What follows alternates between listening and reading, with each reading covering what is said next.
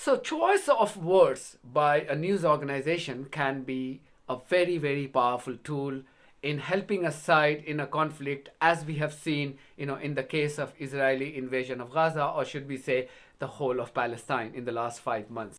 You only have to look at the BBC's coverage of Israeli invasion of Gaza in the last 5 months to arrive at a conclusion that the corporation, which is funded by our license fee, has been anything but neutral.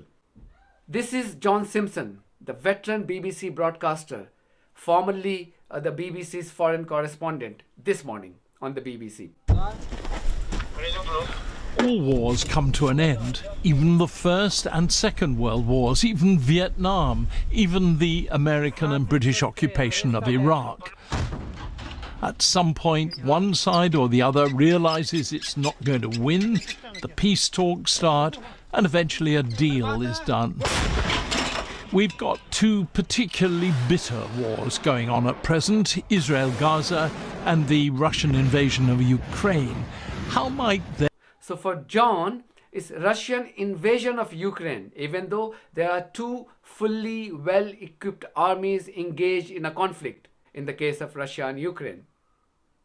In the case of Israel, we all know it's one country's very powerful army supported by several superpowers such as the USA and the UK and the EU, actively carrying out the routine slaughter of unarmed Palestinians.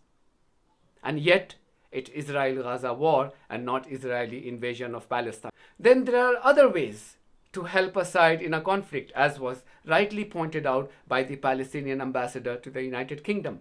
You just condemned Israel for killing civilians and you won't condemn Hamas for killing civilians. How many times you have interviewed Israeli officials, Louise? Hundreds of times. Hundreds of times.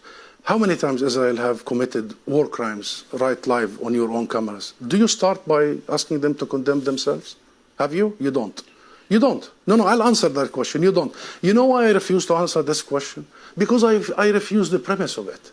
Because at the very heart of it is misrepresentation of the whole thing. Because it's the Palestinians. Essentially, and rightly so, what the Palestinian ambassador was asking the BBC presenter if he would ever start his interview with Israeli guests by asking them to condemn Israeli atrocities on Palestinians. They have never done that. I don't think they would ever do that. That's not how BBC functions. Talking about atrocities, BBC does move with lightning speed in calling 7th of October attacks by Hamas atrocities. Yes, they have done that. Watch this clip. Now, the BBC has heard more accounts of atrocities committed by Hamas gunmen who rampaged through Jewish communities in southern Israel on Saturday.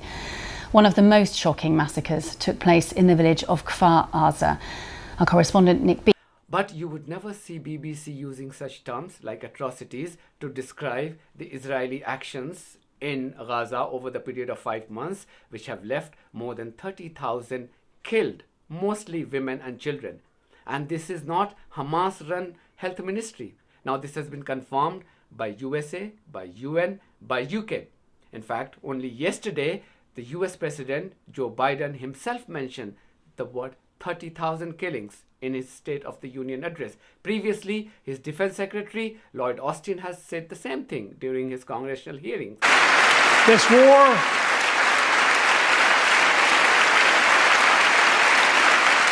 has taken a greater toll on innocent civilians than all previous wars in Gaza combined. More than 30,000 Palestinians have been killed, most of whom are not Hamas. Thousands and thousands of innocents, women and children, girls and boys, also orphaned. Nearly 2 million more Palestinians under bombardment or displacement. Mr. Secretary, about how many Palestinian women and children have been killed by Israel since October 7th? It's over 25,000.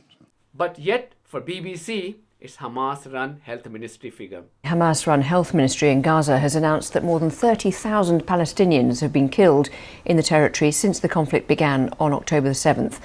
Well, that number equates to about 1.3% of the 2.3 million population there. Let's go live now to Jerusalem and our Middle East correspondent, Yulan Nell. So it's quite an extraordinary toll, isn't it? It is indeed, and we're hearing from the Hamas-run health ministry that there were more than 80 people killed.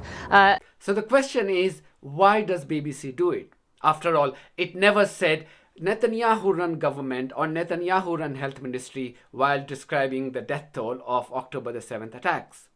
It also never attributed to Bush-run administration of America while describing the death toll of 9/11 attacks. So why different yardstick in the case of Palestinians? Well, it seems that the whole idea behind this dirty propaganda by the BBC is to hide the Israeli sins. BBC appears to create the seeds of doubts in the minds of its viewers about Israeli war crimes, so that Israel does not emerge as bigger villain as these numbers of death and devastations will do.